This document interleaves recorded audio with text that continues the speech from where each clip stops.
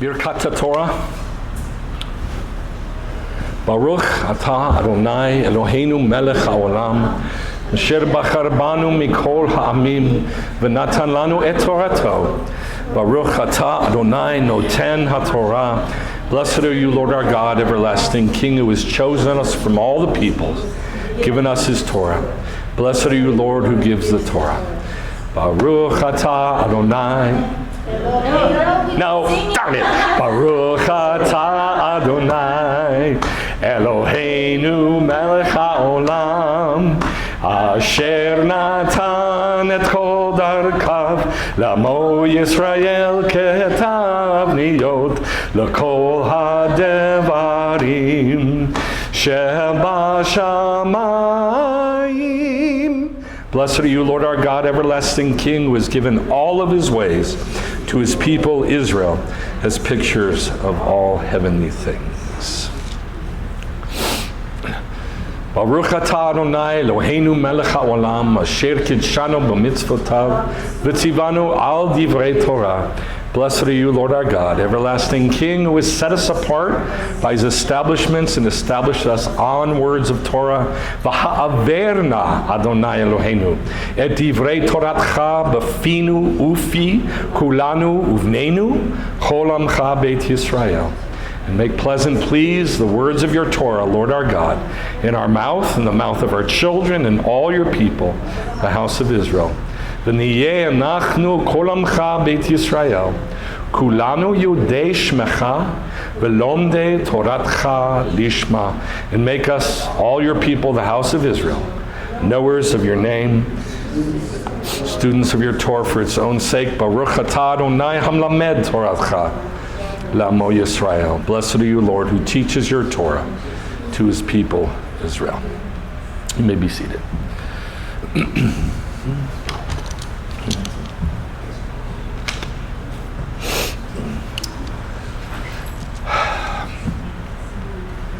This teaching is not anything like what I thought I'd teach. I mean, I was like, oh, it's the last teaching in the building. It's my birthday. All this significant stuff, and everything's coming to a close. And then, old, and everything is kind of slowing down and closing up. It feels like, and then he gives me this teaching just out of left field. And before I teach it, we're going to read something from the New Testament, which I rarely do. So that's what we're going to do. It's in Matthew chapter 13.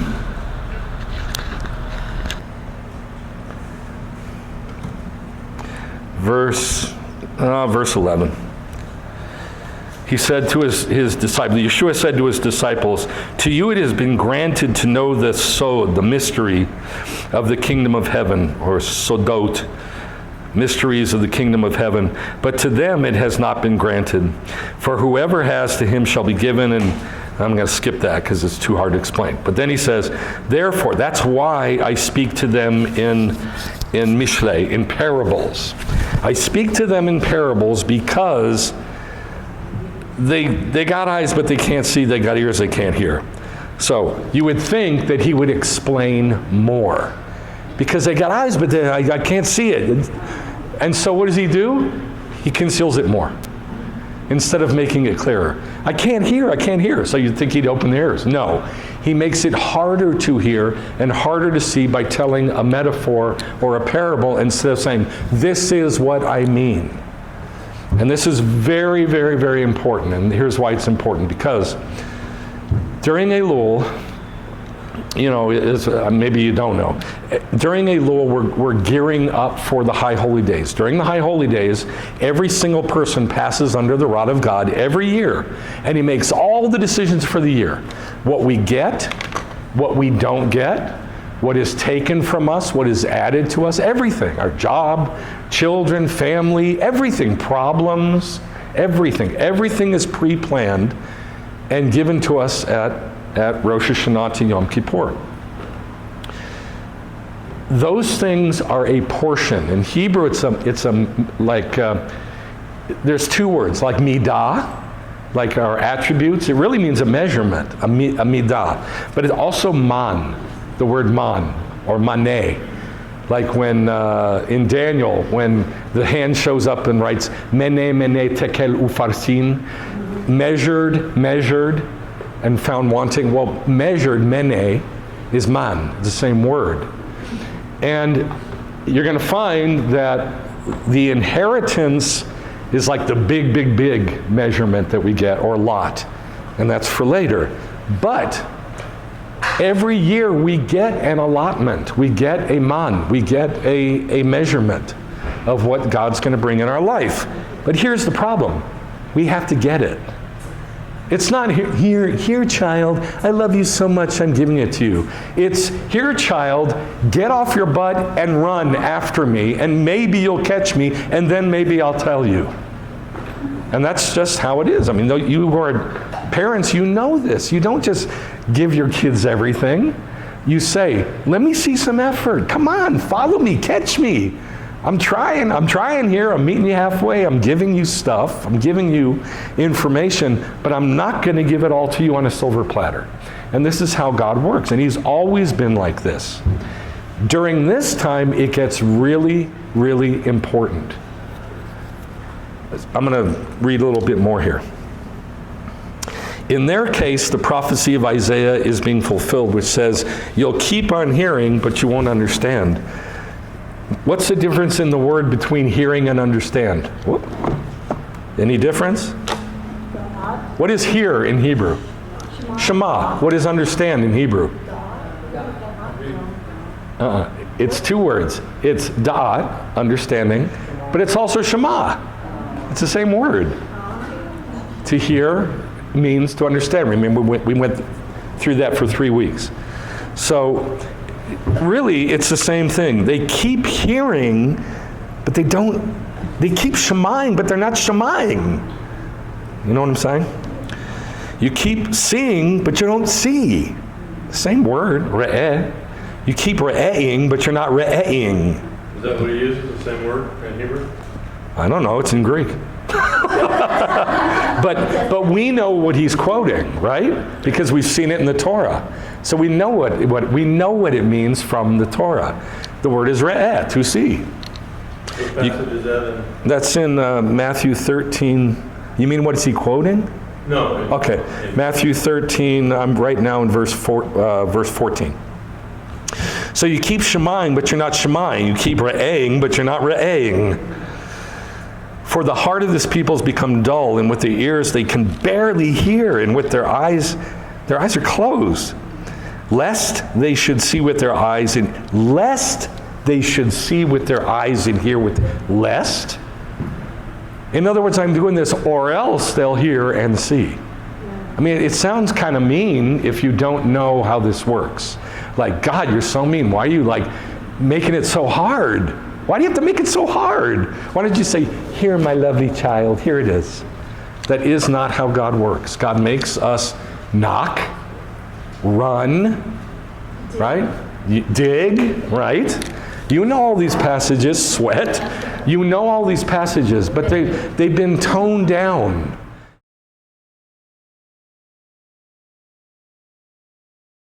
Century, the word nachala was said every day, 15 times a day.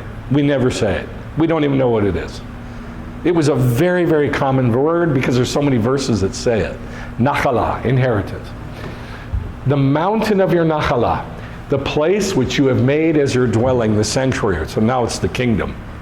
It's kind of a weird scripture, kind of strange. Shoots your mind way, way, way forward. All right, now just the portion of Israel itself. Numbers 26. Then the Lord spoke to Moshe, saying, among these the land shall be divided as an inheritance, as a nachala. This is starting to answer what you asked.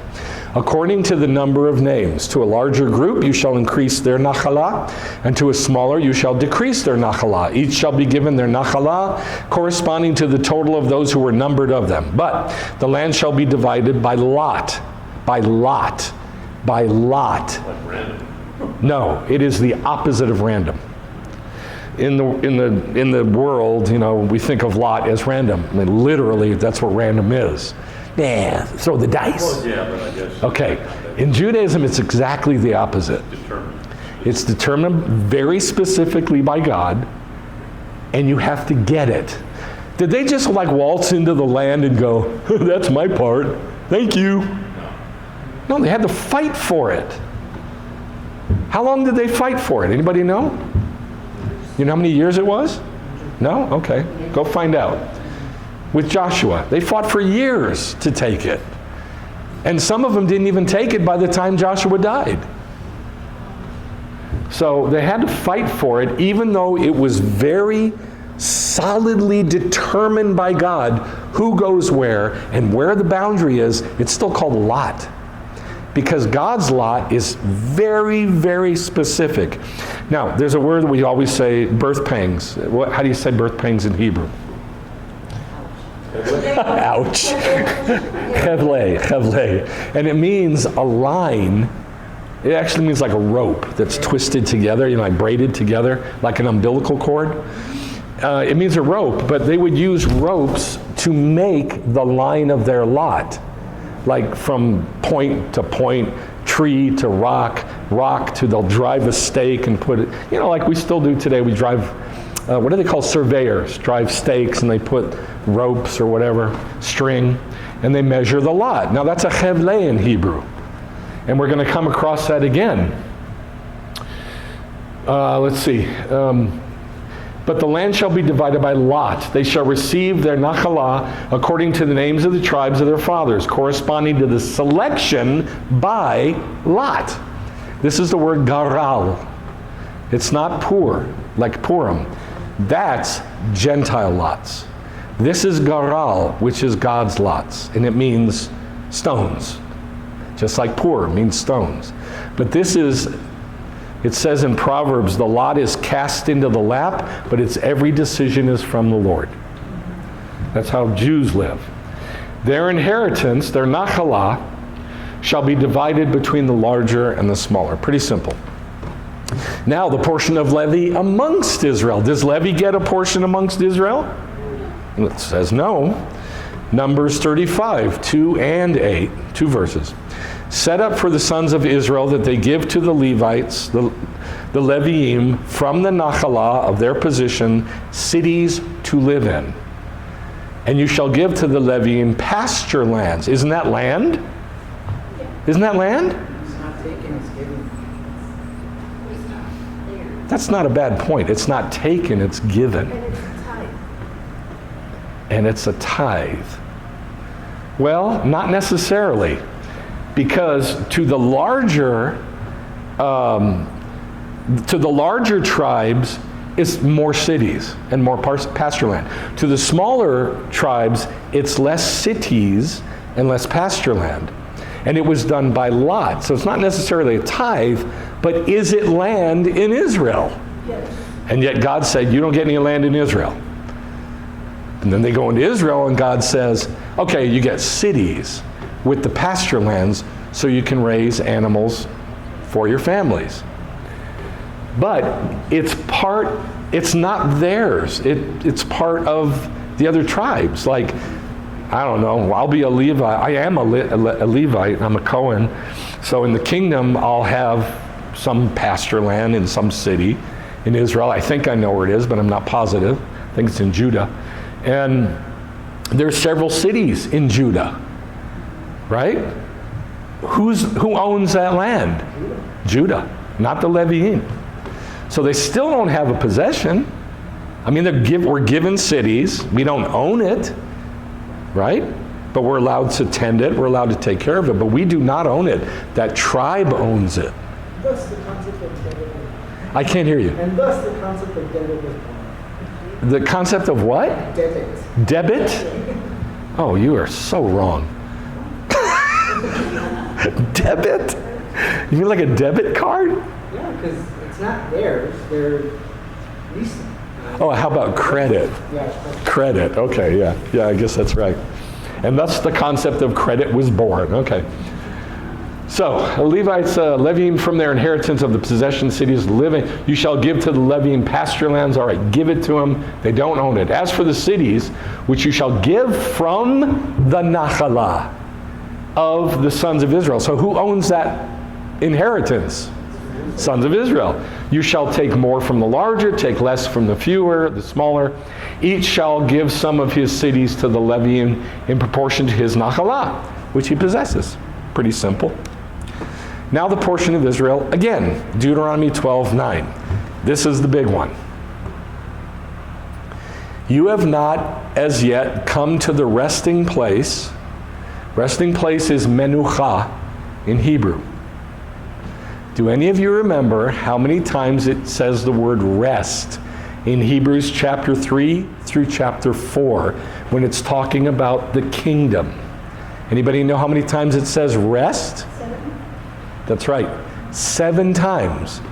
It says over and over and over, rest, day of rest, 7th day, Shabbat, God's kingdom.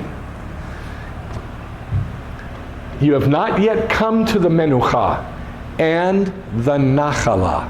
So what is the nachalah? Which is what? The kingdom. So we know that our inheritance, it's the kingdom. That's our nachalah, which the Lord your God is giving you. We know that menucha is rest. We know from Hebrews chapter 3 that rest is called a day, it's called the 7th day, it's called the kingdom, and now we know that's our nachalah. Does that make sense?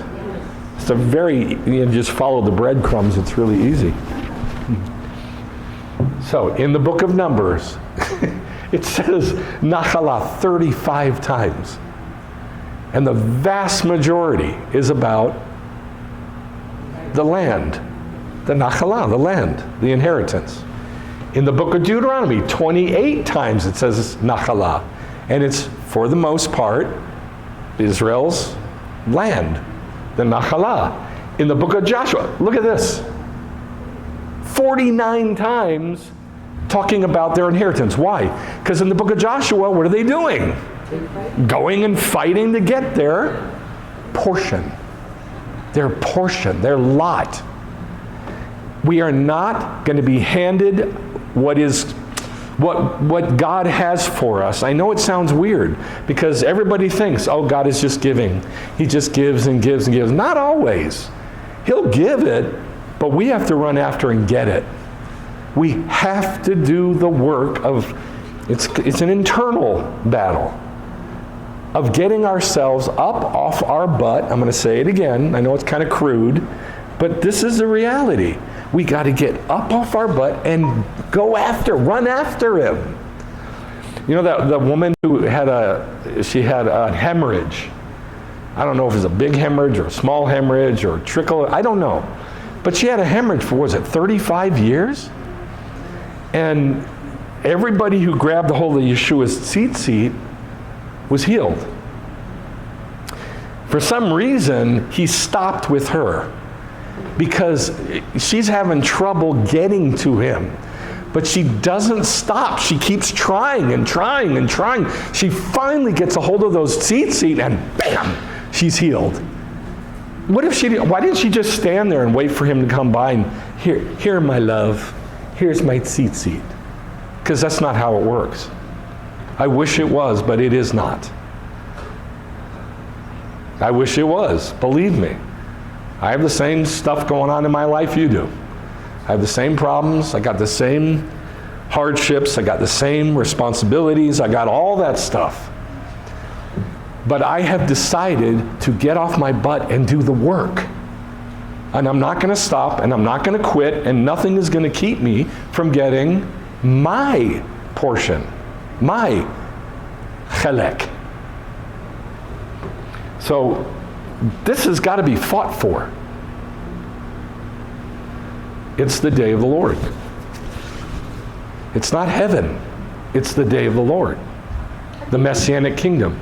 Yes? I keep thinking about Isaiah and scripture is like, you cannot run with the footman. How are you going to run with the horse? It's Jeremiah. Is it Jeremiah? And it's just like, you've got to press in. I mean, you're having a hard time, Let me explain that, because that's good. Jeremiah 17, it says, if you can't keep up with the footmen, how are you going to keep up with the horses? What am I? I'm supposed to keep up with horses? That's kind of mean. You shall run like horses. Really? I got to keep up with horses. Who kept up with horses in the Bible? Who outran horses? No. That one guy. That is correct. Not Eli. What do you say? I said Isaiah first, and I said Elijah. Okay, Elijah. Yes. Elijah, remember he was squatting down 7 times, giving birth to the rain? He squatted down 7 times like a woman in labor until he gave birth to the rain that came after 3.5 years. It hadn't rained. And then God tells him, get up and run. And he goes down the mountain and outruns the horses of the king. He outran the horses. So think about this passage. If you can't keep up with the footmen, people are just, walking fast or running, how are you going to keep up with the horses? Because you're supposed to. In other words, you're not putting enough energy and effort into it. That's basically what that is. That's very good. All right, now this is really interesting. This is the portion of all mankind and the portion of God. If you had to guess, what would you say God's chelek and nachala is? Say again? Israel? You'd say Israel? That's God's lot, his portion, his nachala, his inheritance. No other ideas? People of Israel, any other suggestions? No? What? The land? Okay. All right, this is strange. Deuteronomy 32:8. When the Most High gave the nations their nachala, they get a nachala too. And he separated the sons of man. How many nations are there? 70, right? Where does it say there's 70 nations? Do you know? No. Is it when they were living in Egypt? No. It's in Genesis 10, way back there. Genesis 10, he lists all 70 nations. So you don't have to guess. There are 70 nations, but it says when he separated the sons of man, he set those boundaries, those lot lines of the peoples according to the number of the sons of Israel. What's the number of sons of Israel? How many? 12. How many nations are there? We got a problem. So how come there's not 12 nations? Anybody know? Okay, I've only taught this like twice. We've only just touched on it over the years. So in Exodus chapter 1, it lists all the people that came from Israel to Egypt, and there are 70. And it says these are all the people that came out of Jacob's loins. And so that's what it's referring to. So God set the nachala of all the Gentiles in the world according to Israel. Why? Because that's God's nachala. So he gave the Gentiles their nachala according to Israel, because Israel is God's nachala, which I'll show you. These 4 passages all say that Israel is God's nachala. Deuteronomy 9, and I prayed to the Lord and said, Lord God, don't destroy your people, your nachala. Pretty simple, right? Yes? So Israel is God's nachala. Deuteronomy 32, for the Lord's portion, his chelek, is his people. And Jacob is the line, there's the boundary line, of his nachala. So Israel is not just his nachala, Israel is God's chelek, his portion, his lot, his divided, perfect area is Israel. Not the land, the people of Israel, the Jewish people. That's God's nachala and chelek. 1 Kings 8, for they are your people and your nachala, which you have brought out of Egypt from the midst of the iron furnace. Psalm 74, remember your congregation, which you purchased of old, that you have redeemed to be the tribe of your nachala, and this Mount Tzion, where you have dwelt.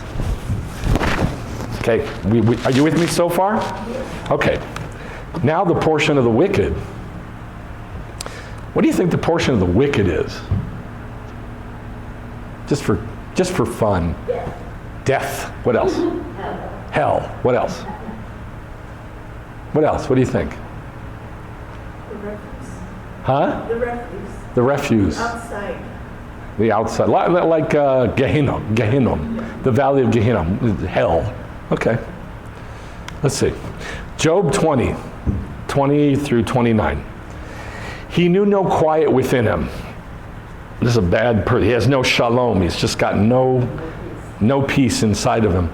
Nothing remains for him to devour. Therefore, his prosperity does not endure. In the fullness of his excess, he will be cramped. That's weird. In the fullness of his excess, he will be cramped. Isn't that strange? He's got everything, but he's got nothing. He's got everything, but got nothing. The hand of everyone who suffers will come against him, because he's the one who made him suffer. He's the one who made them suffer. And so they rise up against him.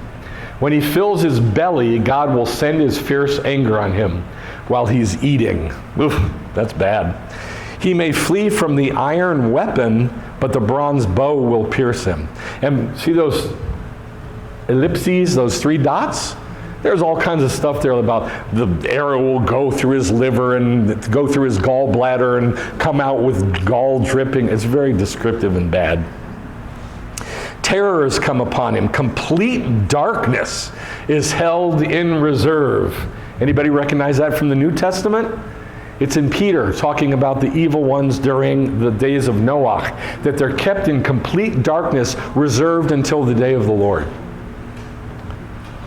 Unfanned fire will devour him. So you're right, it's hell.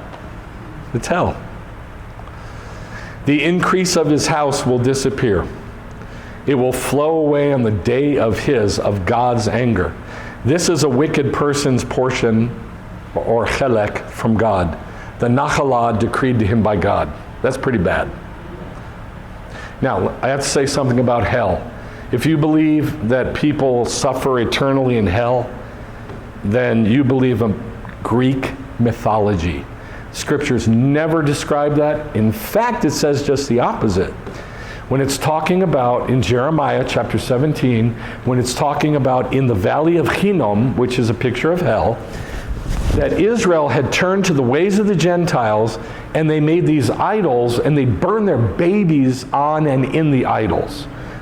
I mean, I'm sure you've heard this story where some of them, to Baal and to Molech, they had their arms out like that, and there was like a hole in their stomach where the fire was put, and they'd heat up the iron or bronze idol until it was glowing red hot, and they'd put the baby on it and burn it up.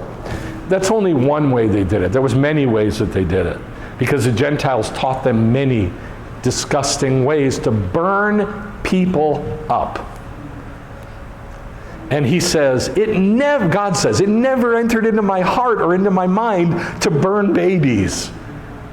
Well, hell is not that. That's not what hell is. It doesn't go on eternally.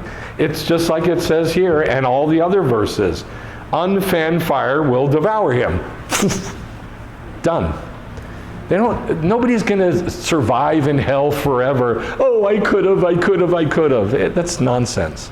That's from Dante's Inferno, which is a poem. It has nothing to do with Scripture. But that's the wicked person's portion from God. Now, look at this one. Who's the most evil person in the Bible? Esau or Edom. Good.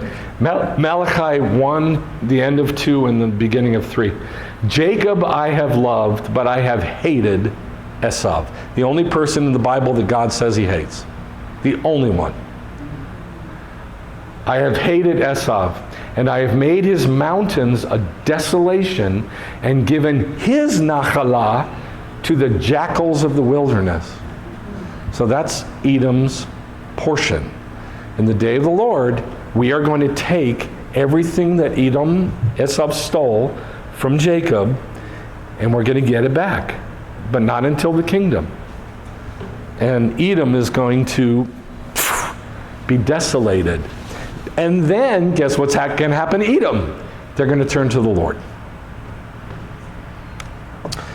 The portion of the wicked, again, Ephesians 2:22. Now listen, anytime we come to the New Testament, I'm going to have to do a lot of explanation, because you cannot read it through the lens of how you've heard it or been taught, or you're going to make a mistake. You just will. If you can't see it from a Jewish lens, you cannot understand it.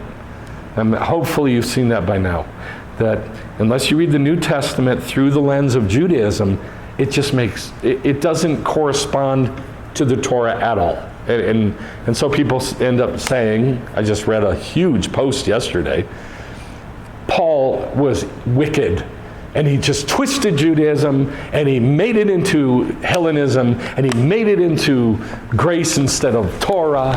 And this is nonsense. It's not true at all. Not true at all.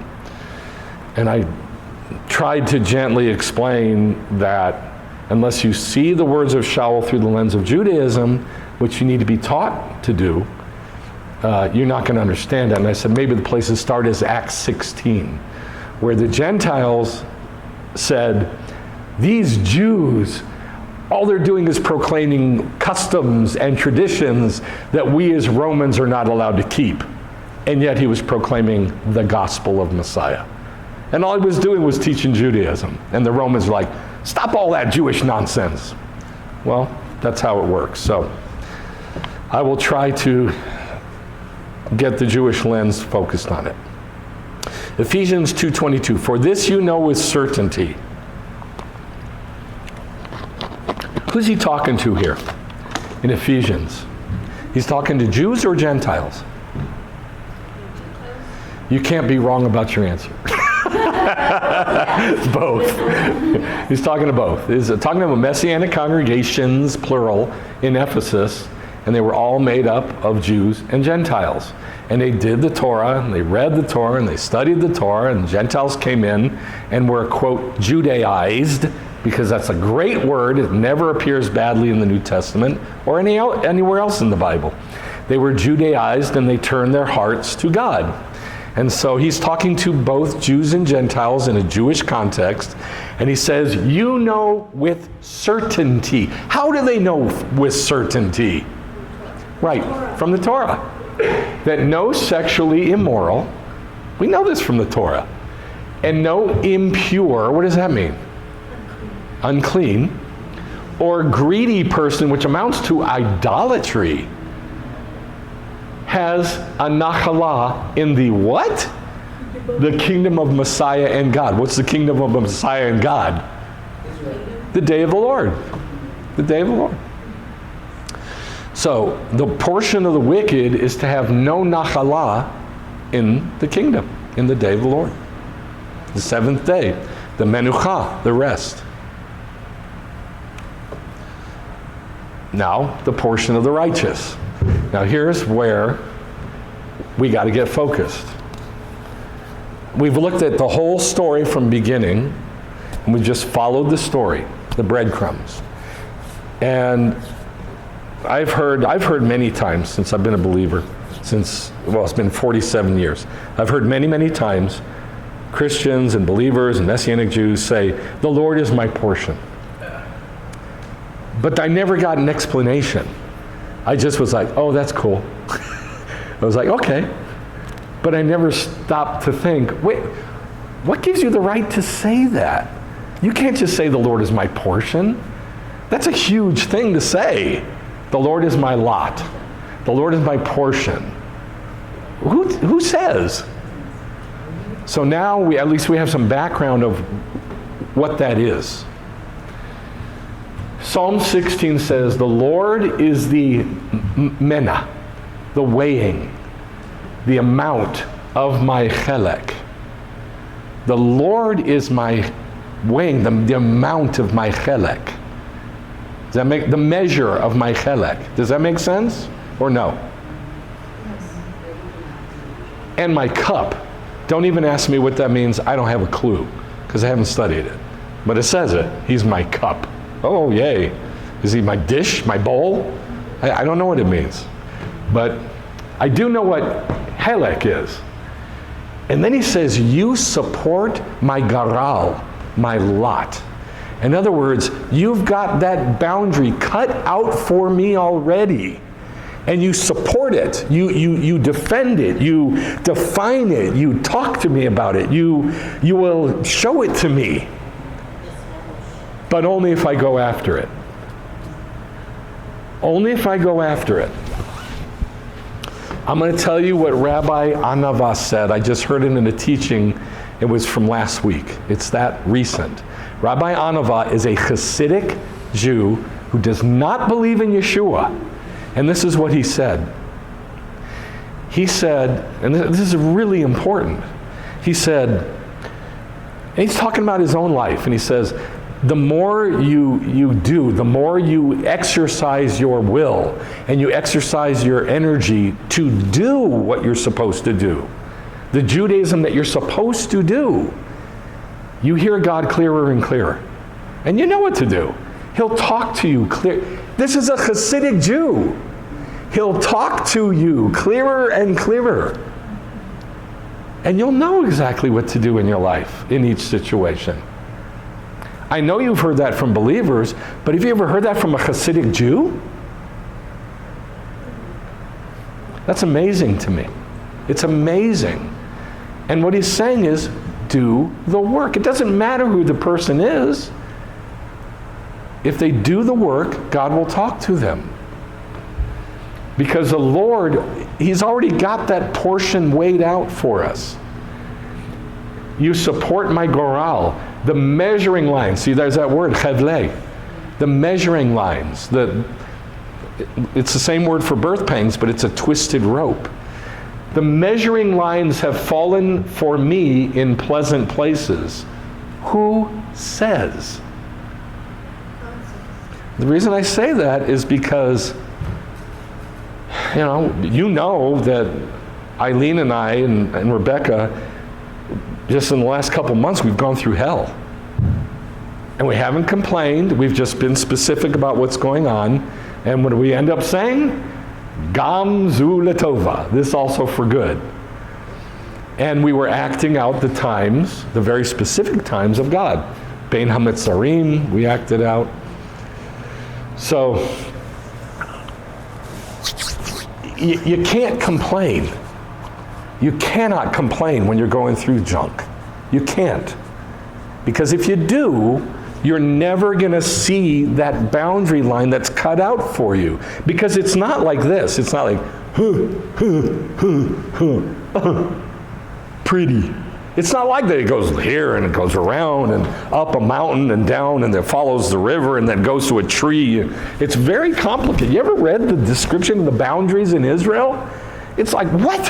What are you talking about? Go left, go right, go north, go south, go east, go around that ditch. It's very complicated. And in order to get a hold for each year of what God has set for us, and we can figure out what God has for us for the, at least a pretty good idea of what God has for us for the year. If you complain about it and it's not pleasant to you, you're never going to see it. Listen, David went through hell, didn't he? And he says that the lot has fallen for me in pleasant places. He went through hell, stuff we can't even imagine. But he saw what God had set aside for him. And it's cool. It's good. It's beautiful. Indeed, my nachalat is beautiful to me. So, if somebody says to you, what's your inheritance? You know this. You know it's the kingdom, the day of the Lord, right? Yes. And you know, if you're doing the work of a Cohen or a Levi, you know it's God. That's all we know. The rest of it has to be defined for us each year. And that's the chelek and the goral, the lot. It changes every year. I mean, we live different stuff every year, don't we? All different kinds of things. And those different kinds of things are set in heaven at Rosh Hashanah through Yom Kippur. So that's why Elul is so important. We got to get ready for it.